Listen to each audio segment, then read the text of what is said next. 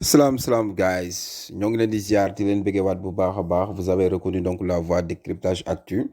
Bon, comme je vous disais souvent, c'est devenu notre musique en fait, d'accord? Là actuellement, je voudrais juste revenir donc sur une affaire bi nga xamante ni ça fait l'actualité dernièrement,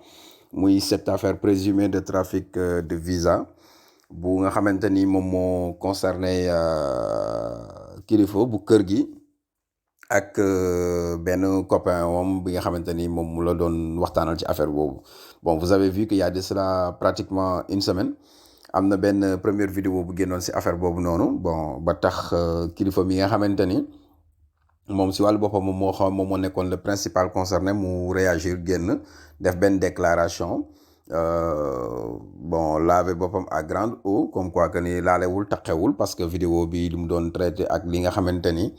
moom la ko nit ñi comprendre wala li nga xamante ni xaalis boobu noonu waa ji doon ko jox, c'était pas du tout pour ay affaire de visa ak genre yooyu noonu. Donc je pense que vous l'avez suivi en même temps que tout le monde. Gis ni les explications yi mu joxoon moom mooy que ni ça concernait benn oto bi nga xamante ni moom la waroon jaay waa ji jox ko si njëkkoon ko si jox benn tranche de 1 million 500, ñëwaat dooliwaat ko beneen 3 millions mu nekk 4 millions 500, waroon ko joxaat benn 500 000 donc pour que 500 pour que oto bi 5 millions yi mot. Donc voilà, loolu moom moo doon version am d'accord. Mais su fekkente ni remonté ngeen un peu donc les kii bu ñu si defoon analyse bu ñu si defoon xuusuñu woon trop, mais confronté woon nañu kilifa li nga xamante ni moom mooy la réponse bu mu indi woon par rapport ak l'accusation. Est-ce que, et puis waxoon nañu, est-ce que bien évidemment cette réponse bu mu joxoon c'était assez convaincante ou pas. Et je pense que ñun liñ ko jàppee woon moom mooy que ni la réponse n'était pas du tout assez claire pour deux choses.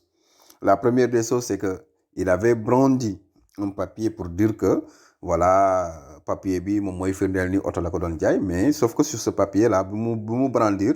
lors de la déclaration mënuñu si woon lire dara. Donc c'est-à-dire xamuñu woon papier bi papier oto la, xamuñu woon papier bi papier la mënoon a nekk sax ordonnance wala leneen, bon en fait pour dire que lu ñu xamul lan la mënu xamuñu lan la. Donc ça faisait partie d'une des raisons yi nga xamante ni moom moo taxoon ñu ni la réponse de kilifa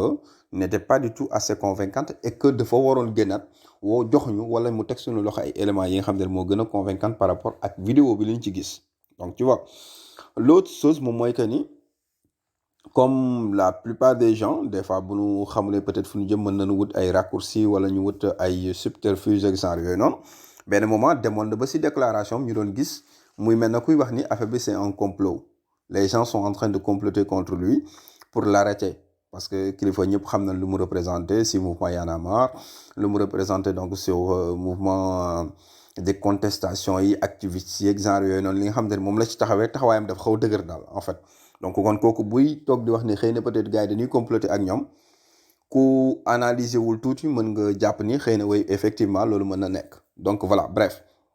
ça c'est pour rappeler juste que ñun li nga xamante ni moom lañ ci waxoon te je pense que malheureusement donc l'histoire est en train de nous donner raison parce que en fait kilifa on n'a rien contre lui, donc mais sauf que on est au Sénégal, am na yenn affaires yi nga xam ne su jógee mu nar a indi ay jiixi jaaxa wala yenn affaires yu leerul, il faut que les gens se prononcent à ce niveau et puis ku nekk wax ni nga xam ne moom la ko gisee. ñun nag bokkoon nañ si ñi nga xam ne dañu wax ni affaire bi nu mu demee nii, bon c'est pas tout à fait du tout clean pour ñun quoi, donc c'est pas du tout à fait clair. Donc voilà, démb bu ñu gis ni am na beneen vidéo bi nga xamante ni génnaan na ci muy te waa leeral génneewaat que sunu confrère yooyu ñu génneewaat benn vidéo parce que en fait bon moi je vais dire que pour parler comme dans le langage journalistique, donc on va dire que donc c'est une réponse du berger donc à la bergère, d'accord, parce que en fait quand la première vidéo est sortie kilifa bu mu génnee si ñu mu chargé, donc le journal leeral si la bokk également da leen leeral boobu da leen cité nommément. Donc voilà, confrère itam xam naa tamit ñoom it si loolu lañ basé rek bu ñu gisee leneen li nga xamante ni lu gën a mën a setal seen der la mu tegu seen loxo ñu génnee si ñoom tamit wane ni lii moom moo taxoon ñu génnee yooyu que amoon nañ ay éléments yi nga xamante ni bon c'est des éléments qui vont compléter ce qui a été donc dit dans un premier temps. Bon, je suis pas en train donc de les défendre, mais je suis juste en train donc d'analyser le pourquoi xëy na peut-être ñoom tamit ñu insister waat pour que deuxième vidéo bi que les gens jot pour ñu mën a xam ni effectivement li ñu doon wax ci première bi bon amoon segoon nañ ko ci ay bases yu solides. Bon, sauf que ici bon là également parce que en fait sooy xool tamit réponse ba leen na la moom moo gënoon gaaw réponse bi parce que la deuxième vidéo booy xool bi nga génnee ba léegi bi mu génnee rek automatiquement rek kilifa dafa réagir donc là tout le monde est en train de donc d'attendre sa réaction, peut-être une deuxième réaction par rapport donc à cette deuxième vidéo, mais jusqu'à présent pas. Donc il y a rien. Donc et je l'avais dit donc à des collègues qui m'avaient dit donc lors de la première analyse que j'avais faite à ce niveau, qui m'avaient dit que bon que je pouvais aller plus loin donc dans cette analyse. Et ma réponse était catégorique à ce niveau. Je disais que cette affaire-là, pour le moment, il n'y a rien de clair. On a vu donc une vidéo et que la personne concernée est sortie pour démentir ça. Sauf que son démenti, moi, ne me convainc pas pour le moment, mais je lui accorde encore donc le bénéfice du doute. Ouais. Parce que mën na ñëwaat ak d'autres éléments. Donc dugg ci yenn dugg yu xóot yooyu noonu boo ko defee da ngay daanu. Et ba tey jii nag tamit ñuy wax tamit ci position boobu noonu la nekk. Sauf que il y a un constat, c'est que la réaction de la fois passée était beaucoup plus rapide que celle-ci. Et que l'autre chose, li tax mu te li ñu si gën a jaaxal moom mooy que ni cette vidéo moom moo gën a en fait xam na laa ko mën a tuddee moom moo gën a dugal waa ji que l'autre vidéo parce que l'autre vidéo sax mënoon na ci am ay doute ak genre yooyu parce que affaire yi leerul woon mais vidéo bi moom il est clairement indiqué que ici il s'agit donc des questions de passeport. Parce que si vidéo bi tu l'entends dire lui proposer un passeport diplomatique à 6 millions de francs CFA donc sur une durée de une semaine, mais sauf que la personne qui doit lui régler ça donc exige que ñu jox ko 6 millions. Donc l'autre chose également waa ji mi ngi koy laaj donc pour son passeport bi comment ça va se passer mu ne ko je vais te présenter comme étant peut-être mon manager. Donc tu vois, donc ça c'est des situations yi nga xam te ni c'est franchement c'est clair quoi comparé donc à la première vidéo bi nga xam te ni moom moo fi amoon bi nga xam te ni amuñu woon ces éléments de réponse, même si kilifa mi ngi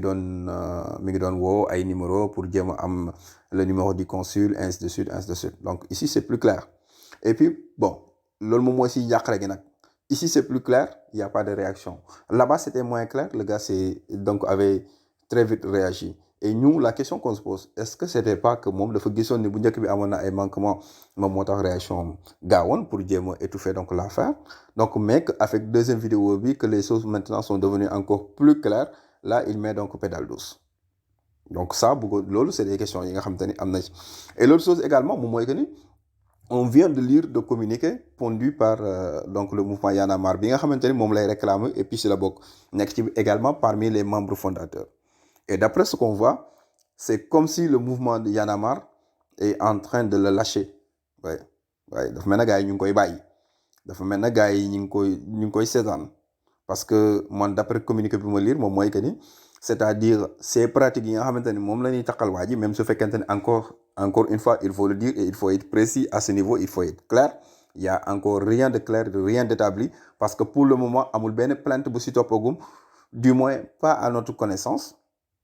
Et de la même manière, le communiqué également, il est bien indiqué que pour le moment, il n'y a pas encore donc de suivi. Mais pratique yi nga xamante ni moom lañ koy toppee su fekkente c'est des choses yi nga xamante ni c'est avéré, c'est contraire donc aux valeurs de mouvement Y'en a marre. Et que par conséquent képp ku nga xamante ni moom lañ la toppee wala lañ mën a def, c'est-à-dire mouvement Y'en a marre ne se reconnaît pas dans ça. Donc c'est comme pour dire que instant nii mouvement bi mi ngi koy xaw mi ngi koy wan ginnaaw.